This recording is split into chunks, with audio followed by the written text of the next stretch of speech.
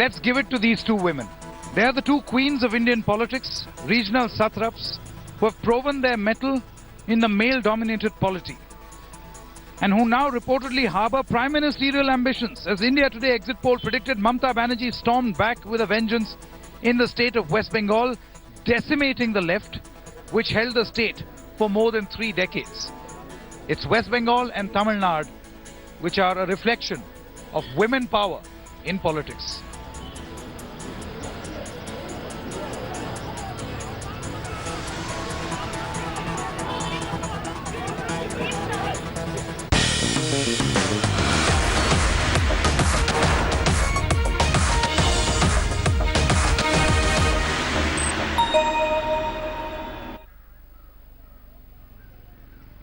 Welcome back. You're watching this special broadcast from Poes Garden in Chennai, the official residence of Tamil Nadu's Chief Minister J. Jayalalitha. We are discussing national implications at this moment. We're also discussing Mamta Banerjee. It's not just Jayalalitha, but Mamta Banerjee, who has also been able to prove that she is as strong a regional satrap and as important in national politics because of her stint in West Bengal as anyone else.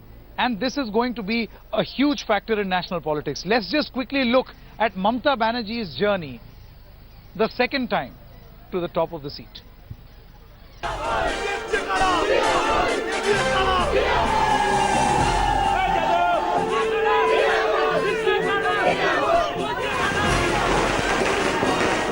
Fireworks, color and revelry.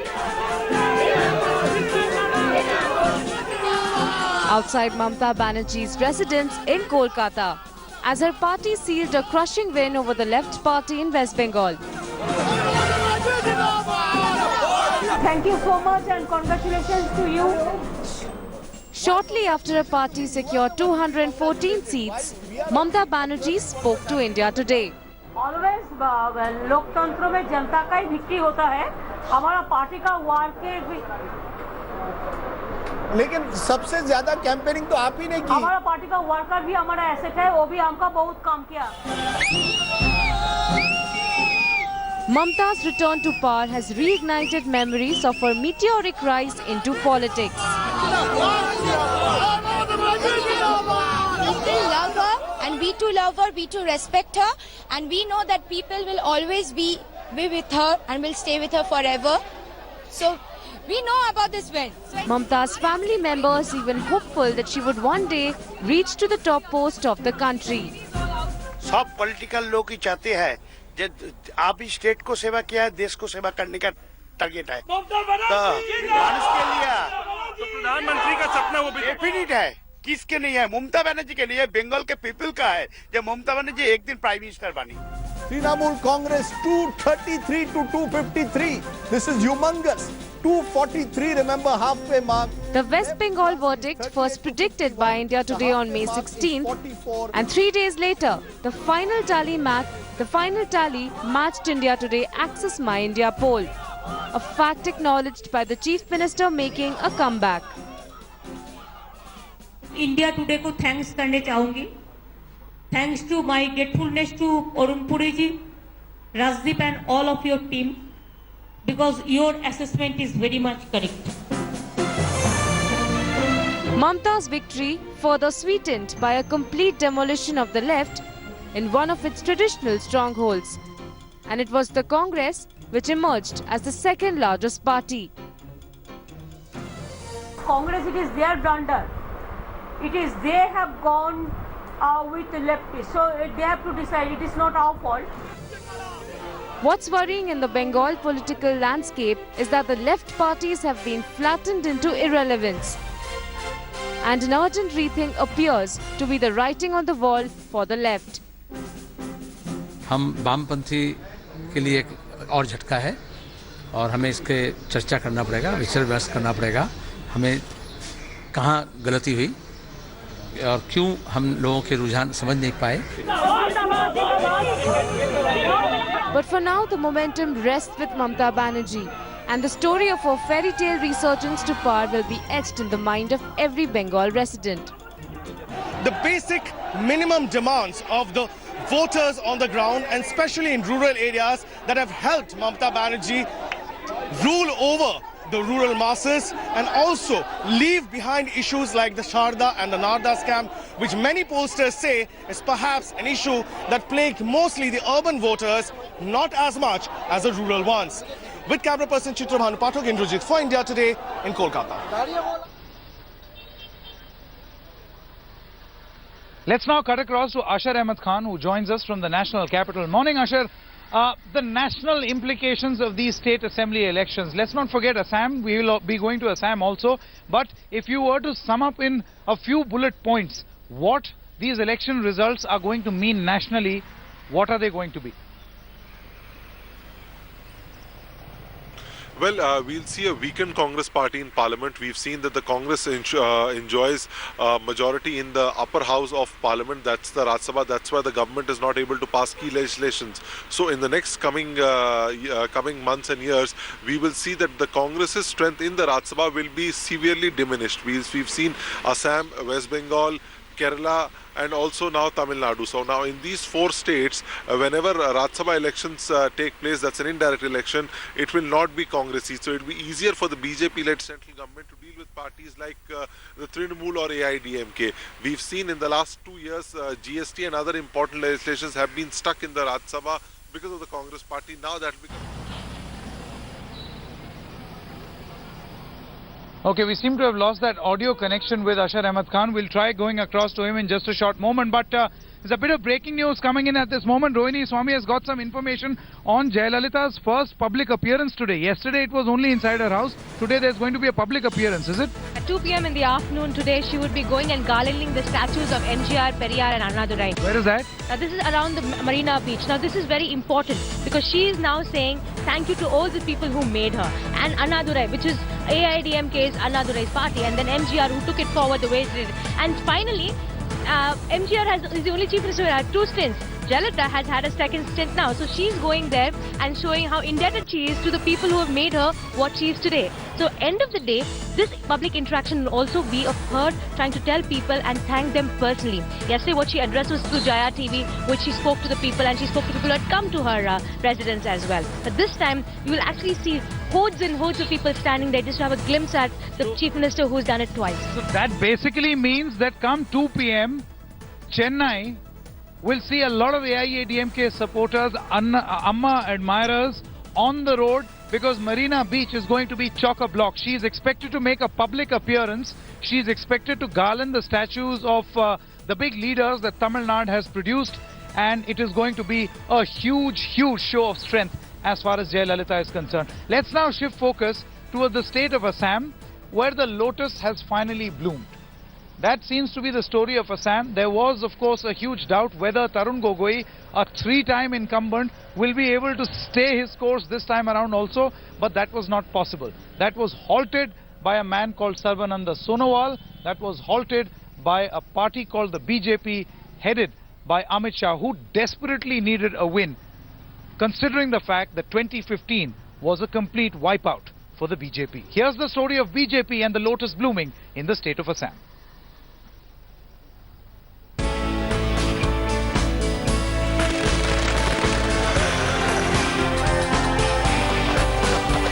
15 years of Gogoi's reign over Assam has come to an end.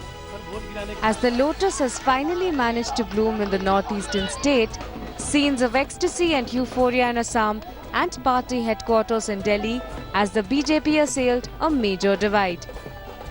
Prime Minister Modi joined the victory celebrations at the party headquarters in Delhi. हम सब मिलकर के सामान्य मानवी की आशा आकांक्षाओं को पूर्ण करने के लिए निरंतर प्रयास करते रहेंगे। मैं भारतीय जनता पार्टी के राष्ट्रीय अध्यक्ष श्रीमान अमित शाह, उनकी पूरी टीम, प्रदेशों की भारतीय जनता पार्टी का नेतृत्व, उनकी टीम और पार्टी के लाखों कार्यकर्ताओं को हृदय से बहुत बहुत बधाई देता हूं। धन्यवाद। For the BJP, the victory comes due to the labours of Sarbananda Sonowal and Hemanta Biswa Sharma, the two architects of the saffron surge in Assam. This is a sweet victory. I am grateful to the people of Assam. People of Assam has voted for our identity, so that identity can be preserved.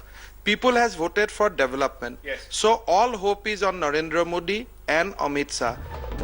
The Assam victory has enthused the BJP cadres, and the party's stalwarts were on ground zero to join in the celebrations. बहुत अच्छा संकेत इस चुनाव ने, इस round of election ने दिया है। एक तो भारतीय जनता पार्टी को पूरा देश ने स्वीकारा है। On my behalf, on behalf of the Bharatiya Janata Party, immensely thank the people of Assam, and I think the message should go around loud and clear that this is a reiteration of people's faith in the leadership of Prime Minister Narendra Modi.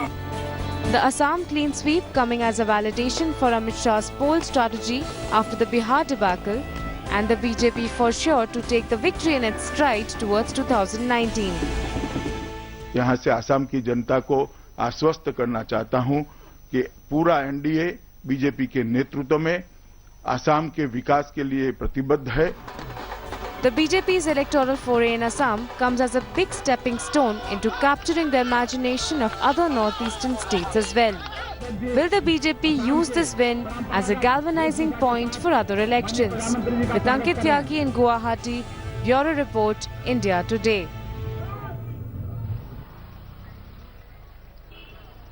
So two important South Indian states went to polls. In that, one was Tamil Nadu. We have given you a detailed analysis of how Tamil Nadu voted. Let's now shift focus to Kerala. And there, perhaps Mr. Owen Chandy was hoping against hope that he'll come back to power. There was a huge controversy that his government was entangled in, whether it was the solar scam, whether it was the other big things, matters related to Mr. K.M. Mani, his resignation. All this was adding up against the incumbent government. The left came right in and was able to consolidate its position. The left, in any case, politically is said to have one foot in the grave. They were able to survive this. They were able to retain their bastion of Kerala all over again. How were they able to chart this particular story? Let's take a look in this presentation. And also in the future, who is going to be the chief ministerial face of the LDF in Kerala? Mr. V.S. Achyutanandan or Pinarayi Vijayan?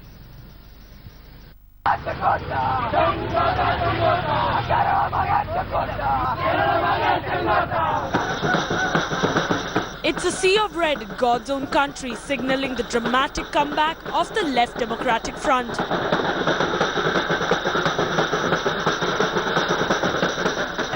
on the verge of being irrelevant, the left has finally managed to gain control of one state, that is Kerala. So the youth cadre of the LDF has decided to paint the town red and quite literally. Celebrations are in full swing here. Music, dance, red flags all around. It is likely that the entire city will be covered with red very soon.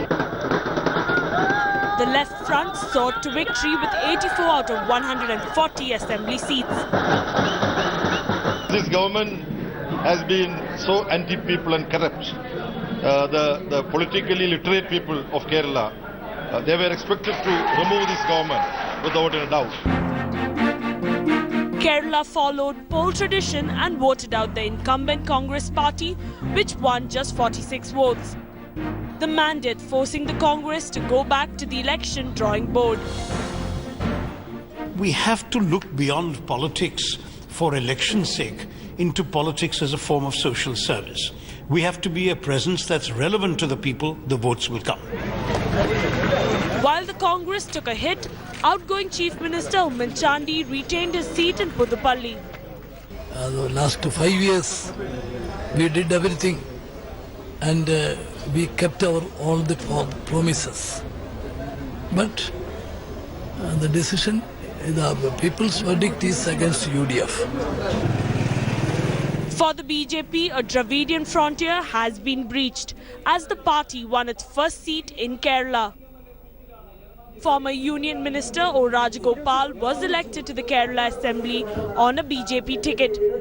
എന്നാൽ ഈ പ്രാവശ്യം കോൺഗ്രസിനെ കോൺഗ്രസ് വിമുക്ത ഭാരതം എന്നുള്ള ആ സങ്കല്പത്തിനെ കേരളത്തിലും സഫലമാക്കാൻ ഭാരതീയ ജനതാ പാർട്ടി വിജയിച്ചിരിക്കുന്നു. But for another high-profile BJP candidate, cricketer turned politician Srishant, the results weren't as rosy. he lost his first ever election, which he fought from the Thiruvananthapuram constituency. Even as the left beats a retreat in West Bengal, its big win in the other bastion of Kerala comes a huge consolation for the party's political future.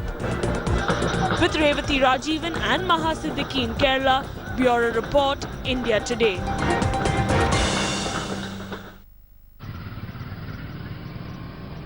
Take those pictures. All right, that's our wrap in this special edition, morning edition of First Up 9 a.m. Live. We'll be back with regular news coverage, but do remember it's a big moment here for the supporters of Jayalalitha, and they're obviously celebrating. We'll leave you with these pictures of celebration, and also many would say of sycophancy, where people were lying prostrate in front of Amma. Come 2 p.m. today, she is expected to come out and garland the statues of all the stalwarts here in Tamil Nadu. Will we see the same? Whatever said and done, she is a real achiever at this moment, a political achiever at this moment, who I think, considering the political compulsions, will be ready for her set of challenges. That's a wrap in this special broadcast. News and updates continue right here on India Today.